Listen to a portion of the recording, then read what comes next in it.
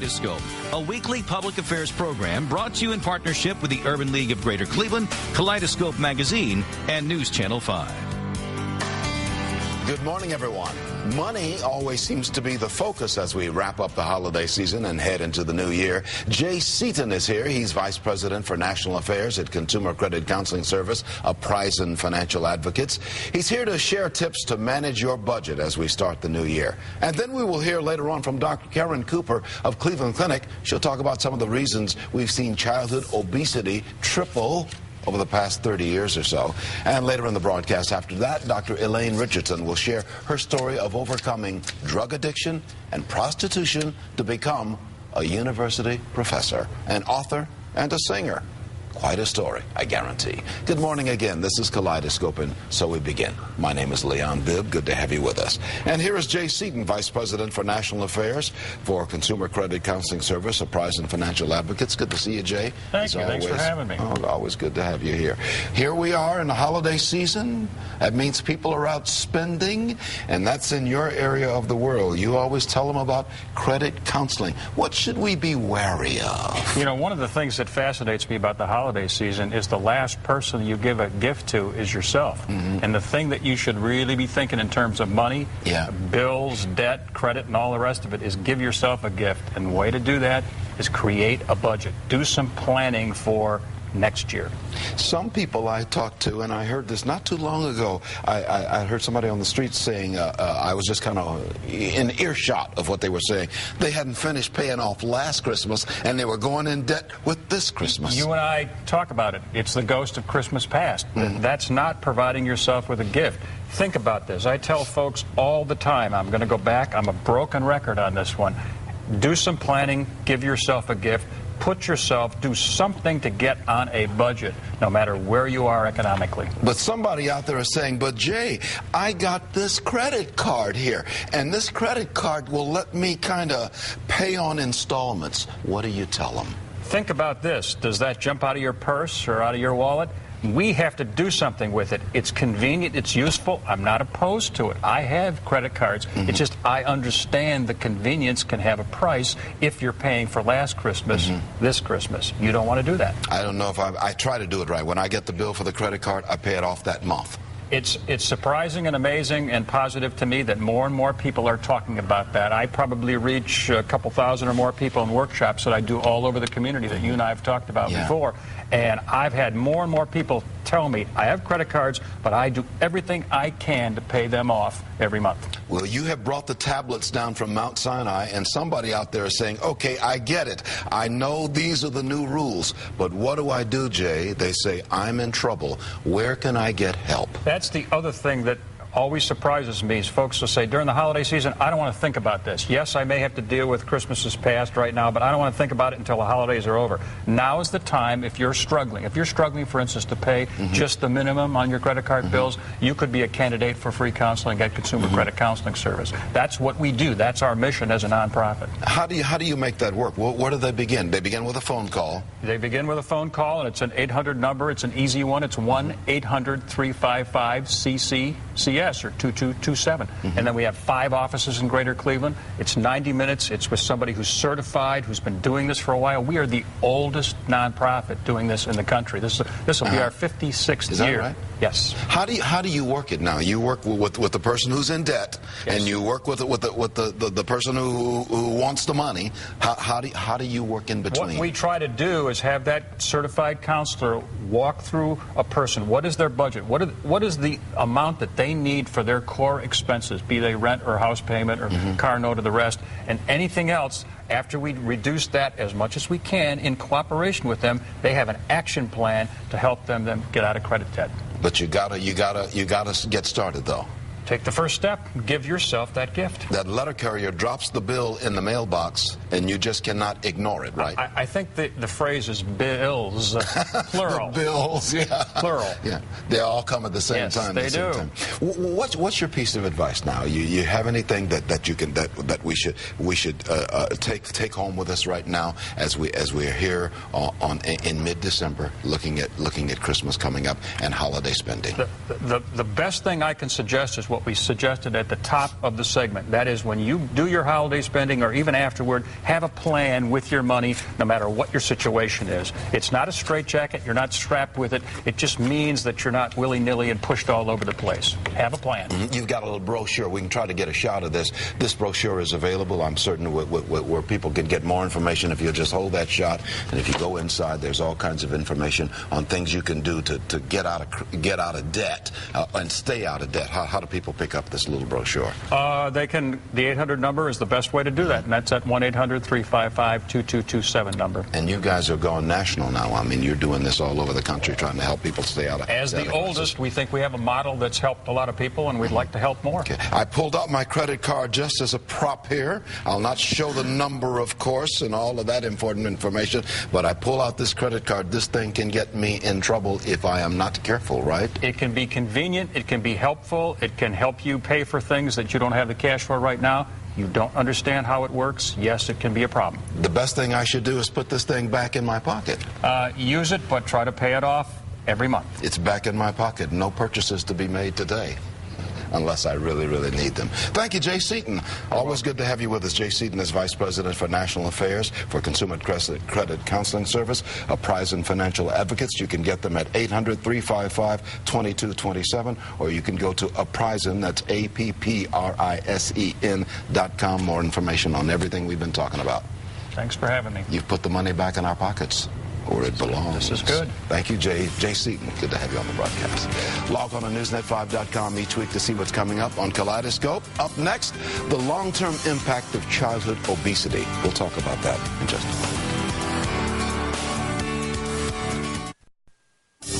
Welcome back to more of Kaleidoscope. Obesity and bariatric medicine are two of the areas of specialty for Dr. Karen Cooper of the Cleveland Clinic. She'll share with us some of the reasons we've seen an increase in obesity over the past 30 years among adults and certainly among children as well, and the health issues associated with obesity. Dr. Karen Cooper, Doctor of Osteopathic Medicine at Cleveland Clinic. Good to have you with us. Thank you. It's great to be here. Yeah. We are getting bigger in this country, aren't we? Yes, unfortunately. What's causing this obesity problem? Yeah. Well, you know, it is a collection of problems. It is genetic, it's environmental, it's psychological. You know, technology's advanced so much, and with the advancement of technology, which helps us do so much, we're not moving as much. You know, things are more convenient, more efficient, and our portion sizes are also larger. You know, we have access to food in ways that we didn't have 20 or 30 years ago. We've not had a famine in about 100 years. And so when you put all those factors together, unfortunately, we are getting larger. What's really bad about getting larger is not just in terms of how one might look. That's a very small part of it, but it's really your health issues. The excess weight is making such a demand on your body and your organ systems, and making people become more susceptible to diabetes, high blood pressure, high cholesterol, sleep apnea, diseases we never saw in kids before we're now seeing. It's very concerning. What do we do? What is your suggestion? I know you deal with this on a daily basis, mostly with adults, but you see the children coming up are getting bigger. Where do we start to tackle this problem? What can one individual do? Yeah, well, we absolutely have to start in schools. One individual can set a great example. So if you're an adult, a great example for your child or for someone else's child or a child that's looking up to you is making sure that you're choosing the right foods and that you're exercising very regularly. In terms of, you know, the nation and our state, really, if we could just start at the levels that impact the most, which would be the children in school, I think that we could really get some headway for the next 10, 15 years and more. First Lady Michelle Obama is on a campaign. She's pushing a campaign about obesity among children in school and getting those fatty foods out of the school and those vending machines that sell soda pops and all of that kind of thing out of the schools. Yes. You agree with this kind of this approach, certainly. Yeah, I think it's fantastic that she has started that Let's Move campaign. It is definitely making us more aware of what we need to do with our children in school. Now, while changing some of the foods around is going to have an impact, we still need more. You know, recess is not the same as it used to be 10, 20 years ago, you know, and how many schools really have enough money, enough funds for the physical education activities that we used to have 10, 20 years ago. And that's really, really important. It's a combination of eating right, but it's also about moving, and we don't move enough anymore. So we've got to start, we've got to exercise, we've got to do some more walking, we've got to get, we're just walking from here to the garage now. Right. And what about the fast foods in this country now? Yeah, well, you know, fast foods, they have a high amount, quite a few of them, although I know some of the fast food chains are really trying to change some of that. But there's still foods that have a high amount of fat and a high amount of calories. I think, you know, 15, 20 years ago, getting a burger or something was sort of like a treat. But now it's, you know, this is what is affordable, this is what's convenient.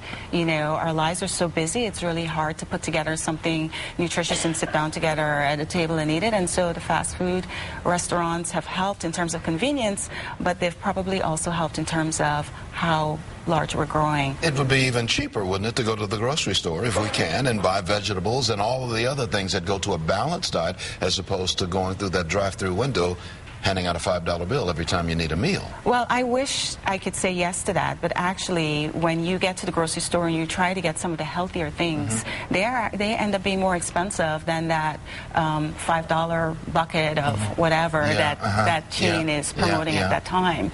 So if you are at an economic disadvantage, it's going to be easier to get to that fast food place as opposed to going to the grocery store. Somebody out there is dealing with this obesity problem right now. What is your suggestion for that person listening to your voice, looking at your image? What's your advice? I would say definitely move more. Definitely pay attention to what you're eating. Really try to cut down the portion sizes. We really eat twice the amount that we eat double the amount that we need actually for our bodies.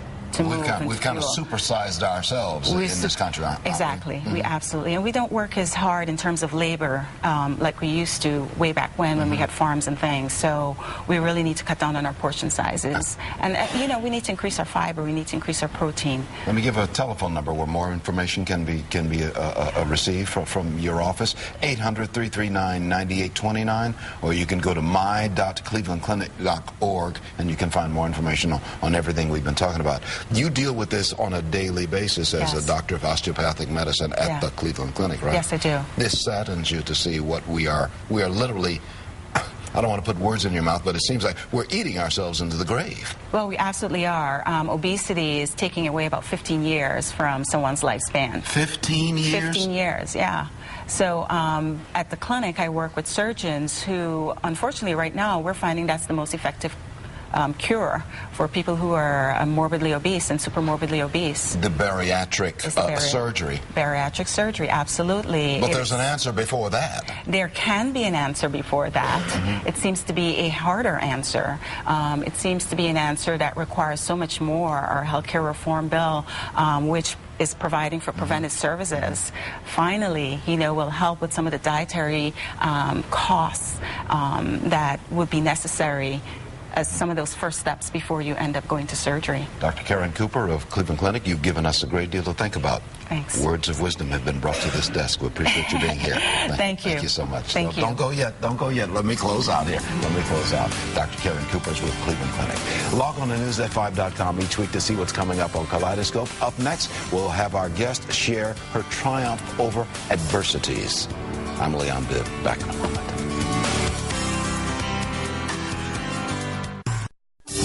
Welcome back to Kaleidoscope. This woman you're going to meet described herself as a problem teenager, but today she is a professor at The Ohio State University and an accomplished singer as well. Dr. Elaine Richardson will share with us how she overcame her addiction to drugs, to a life of prostitution, and became a prospective Ohio State University professor and author and singer. And it is good to have you on the broadcast. Thank Elaine you so Richardson, much. PhD. Yes. Long way from Long way. Yeah. Years ago, we need to give a little bit of your background. You've come a long way from the times you grew up in Cleveland, right? Yes. I got involved in prostitution at a very early age. I was raped at the age of 13. Yeah. And I had very low self-esteem. And I felt that I could fit in. After that experience, I always felt that I could fit in with people who were not upwardly mobile in the right, morals. Yeah. But you've come a long way. Now we should jump ahead. We're going to go back there, but jump ahead. What is it that you teach as a PhD professor at Ohio State University? Yes, I'm in applied linguistics and literacy studies. I got into that field actually when I was an undergraduate at Cleveland State University. I had a lot of problems with learning how to write academic discourse. And I found out that one of the problems that the university professors didn't address, and even before then, as an elementary school and junior high and high school student, nobody really addressed the fact that I spoke Ebonics or black dialect or Jamaican Creole. My parents were Jamaican. I grew up, in the urban area. Here in Cleveland. Here in Cleveland. And that was not one of the things that was addressed. People just would say, don't talk like that, or don't come in here with that ghetto language. So you deal with these issues right now. I do. As a professor. I became interested in them as an undergraduate student, and I began to gear all of my research to that area. More than 25 years ago, when did you decide that you had to make a change in your life and do something and get back in school and get educated and all of that? I reached the bottom. I reached the very bottom of my existence. I thought that I had to go to jail, actually, to get off the streets, to get drugs out of my system. I was over 9 months pregnant with my second child, and I was on a drug binge. And I went to a friend's house, and I said, I need to call the ambulance for myself. I thought my baby was dead inside of me, and I need to go to the hospital for them to get this baby out of me, and so I can go to jail, because that's the only way I felt that I could stop using drugs and get my life together. During that time period, you began getting your life back on track, the track that it should be on. Yes, I had previously tried to get my life together. I was involved with a program called Project Second Chance, and it was run by Dr. Andrew Edwards at Cleveland State University, and it was for women who had been sexually exploited or involved in sex trafficking or prostitution. Okay. And I got involved with it. Right now, you've got an album going out. You got Dr. E Elevated. Yes. A little bit of information there about that. Dr. E Elevated. You're a singer. You're an author. I am. Yeah, and you found success and peace in your life. Yes. The peace that was definitely. always there. You just did not know how to access that peace. Well, I didn't have any peace at that time. But you You're found right. it. But I've developed peace. What's your advice? Somebody out there there is troubled, living the life you used to live, looking right now. Yes. What do you tell them? I would tell them that you are worth something, that your life has a value to it, no matter what happened to you, no matter how bad things may seem, that there is something that the good Lord placed inside of you to develop. Everybody has a talent, a gift, and potential. Was there any one thing that began that inspirational thought process for you? I had it when I was a child, but I always got distracted. I never felt beautiful. I never believed in myself. That you have to believe in yourself and understand that you are something special, that there's a spirituality to you that you have to develop, and you're worth something. And everybody has value. And now they call you Dr. Elaine Richardson, PhD, professor on the Ohio State University campus. At the Ohio State University. You've come a long way, haven't you, Elaine? I have come a long way. God plays a big piece in all of this. Oh, definitely. I couldn't do it without. God is it's the center of my life. Yes, and I had to tap into that. I was desperate to get away from my life, and And through the help of a lot of good people like Dr. Andrew Edwards and professors that I met at Cleveland State University, I was able to get on the right track. Where can people find your CD with all your inspirational songs on there? At my website, giveusfreerecords.com. We've got that on the screen, giveusfreerecords.com. Yes. They can also call you at 216-236-3621. Yes. Get more information on everything we've been talking about. Yes. Life is good, isn't it? Yes, it is. A lot better than it was more than 25 years ago. Oh, my goodness. It's just such a beautiful thing to wake up every day and be doing something that you love to do. I love teaching. I love meeting new people. I love telling my story to inspire other people. You've inspired us, and we love you, too. Thank you. Thank you, Dr. Elaine Richardson. Quite a story. Quite a story. Thanks for being with us. Thank you. I'll take a break. I'll be right back with more.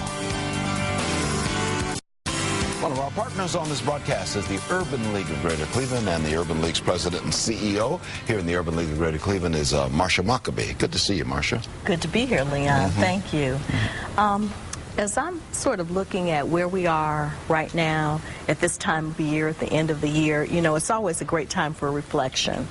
And I'm really thinking about all that we've come through in 2010, and we've had a lot of support, we've had a lot of encouragement, we've made a lot of progress during this year. And so I just really want to say, first of all, to all of our supporters out there, how much we appreciate them, their vote of confidence in the Urban League, and we're really looking forward to great, great things in 2011. So we've had our Equal Opportunity Day luncheon this year, we've brought new programs in this year, and we just are very, very humble, thankful, and excited about what 2011 is going to bring. There's still much work to be done, though. Absolutely, every day. And thank goodness that the Urban League has been there all those years, those 90-plus years. Urban League has been there. Absolutely. And we know that with all the challenges that we're facing in society today, and particularly in the African-American community, that, as you said, there is much work to be done, and we're trying to do it every day. How does it feel? You've had a lot of people. I know you've gone through some things over the last 2 years or so, financial considerations and all those kinds of things, but the people have supported you. Does that bolster your personal spirits as you go to your office every day? It absolutely does. I would say that in the first year, I probably felt pretty alone. We had the staff, great staff, very committed and loyal, but from a leadership and governance perspective, not as much support. But over the last year, we have a transition board that's come together. We have a senior advisor that works with us, and many of our corporate sponsors and so forth have just hung in there with us, and so now I don't feel so alone. What have you learned? I've got about 15 seconds. What have you learned from all of this? That doesn't kill you will make you strong. That's what I learned. I think we can all build on that, can't we? Yes. Those are words of wisdom. You can carve those in stone, Marcia. I think you've struck something. You remind us what we already know. Yes. Thank you so much, Marcia Mockabee. We appreciate your being with us. This is Kaleidoscope. Marcia Mockabee and I appreciate your riding along with us. I'm Leon Pitt. Good luck and be well.